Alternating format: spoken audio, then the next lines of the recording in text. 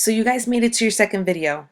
In the last video, you learned about the problems that the US faced with the heavy focus on the foreign and domestic debt dating back to the Revolutionary War.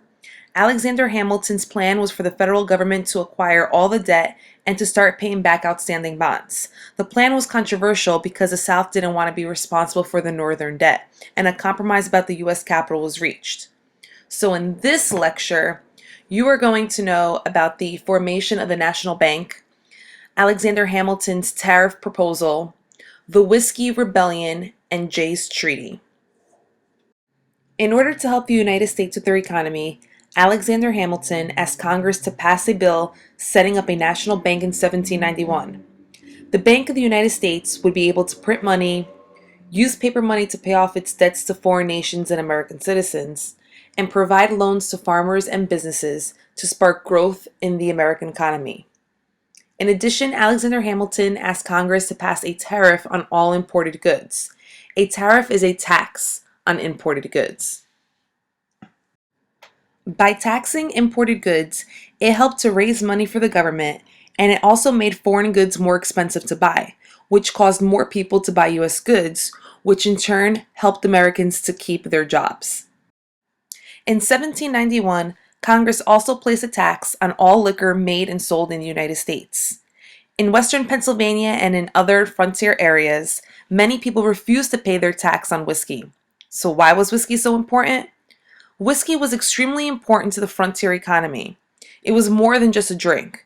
It was one of the only products that farmers could make out of corn that could be transported to markets without spoiling. So why would farmers be mad about a tax on liquor?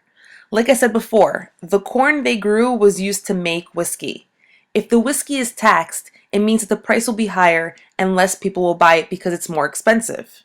Since less people are buying the whiskey, less whiskey will be made, so less corn will be purchased from the farmers. Therefore, farmers would lose a lot of money from this liquor tax. In 1794, opposition to the liquor tax was so strong that a rebellion against the authority of the federal government occurred.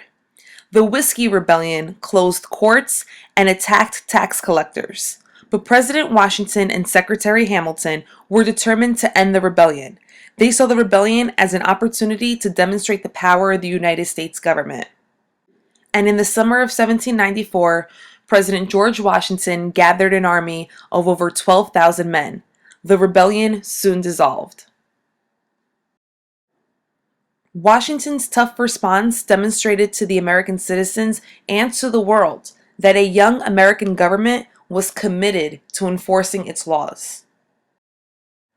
Also happening in 1794 is a debate over whether the US should be neutral in a war between Great Britain and France. Washington, Hamilton, and other Federalists believed that the long-term interests of the US would be served better by siding with Britain rather than with France. So Washington sent Chief Justice John Jay to London to negotiate an agreement with the British.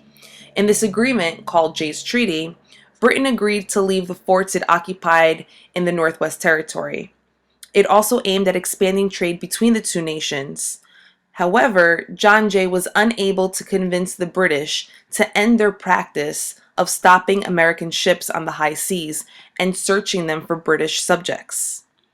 Jay's Treaty created a storm of controversy.